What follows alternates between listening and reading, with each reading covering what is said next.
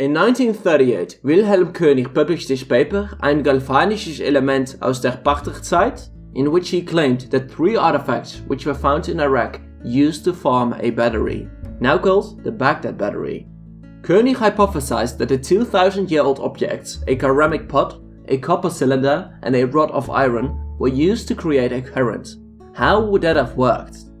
A battery, like for example the modern alkaline AA battery, has 2 major substances: zinc, the anode, which can release electrons because of oxidation, and manganese dioxide, the cathode, which can use those electrons to start a process called reduction.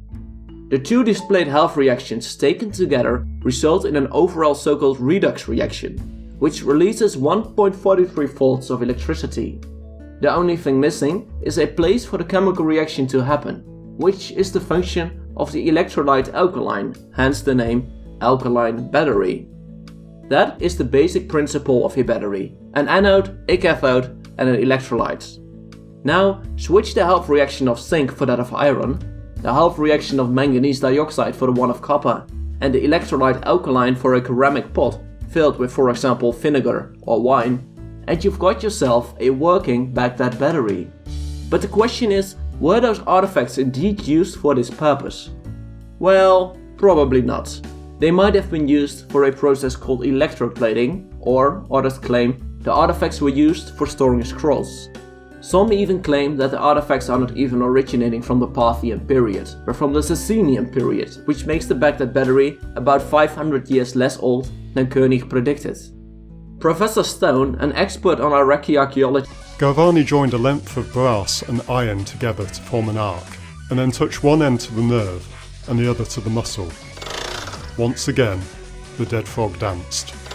Galvani surmised that the frog must be able to store its own electricity, which flowed at the instant the arc completed the circuit. He dubbed this phenomenon animal electricity. Galvani's findings came to the attention of Alessandro Volta, professor of physics at the University of Pavia. At the time, Volta was leading the charge of electrical inquiry, having already described the relationship between capacitance and voltage, for which the volt was named after him. Although he was at first intrigued by Galvani's findings, Volta later came to believe that his counterpart was wrong about animal electricity. Volta first replaced the brass and iron with zinc and copper, and then amplified their effect by stacking alternating discs of each metal on top of one another. Finally, Volta replaced the frog preparation with cloth soaked in brine, and still detected a current. For Volta, this frogless device, now known as a voltaic pile, put the nail in the dead frog's coffin. Galvani was apparently wrong. The 2 metals were actually responsible for the current, and the frog's body was merely acting as a conductor. Volta's findings sparked a rift in the scientific community, with both Galvani and Volta finding their own supporters. However, for lay people of the time, the voltaic pile and dancing frogs were both amusing oddities, and public demonstrations of both became popular. By 1805, Galvani's nephew, Giovanni Aldini, outdid his uncle by animating the limbs of an executed criminal. Late-night discussions of such dancing corpses later inspired Mary Shelley to write Frankenstein. But who was actually right? Volta or Galvani? Join me in part 2 to find out.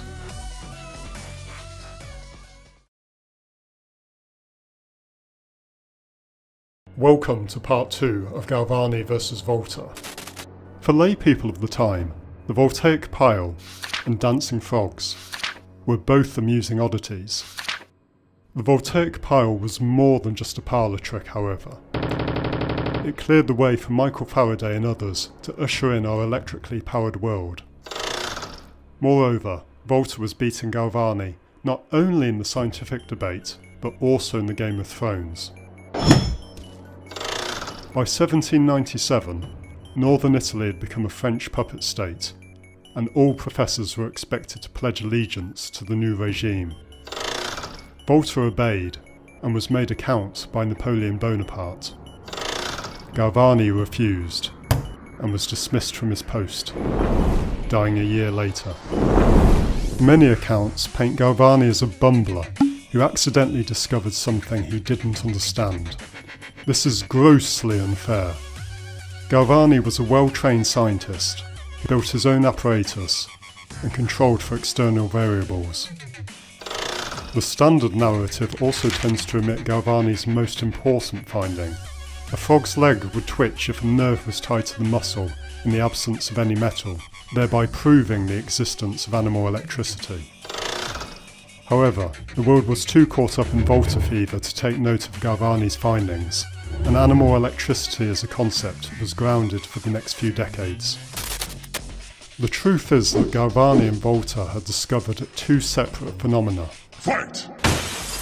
Within Volta's battery, the two different metals exchanged electrons via the brine, thereby generating a current. Galvani's effect arose because such a current caused ion channels in the frog nerve cells to open, and the resulting influx of ions, known as an action potential, sent a message to the muscle to contract. So, was it complete coincidence that these two phenomena were discovered at the same time? Perhaps not. In the 18th century, no instrument was sensitive enough to detect the small voltage between the two metals. Living cells, however, have evolved to respond to and amplify tiny changes in voltage, and as such, Galvani's dissected frog revealed a tiny effect that Volta was then able to amplify to build his battery. These twin discoveries forever mark an incredible moment in science history, when two separate threads of inquiry intertwine.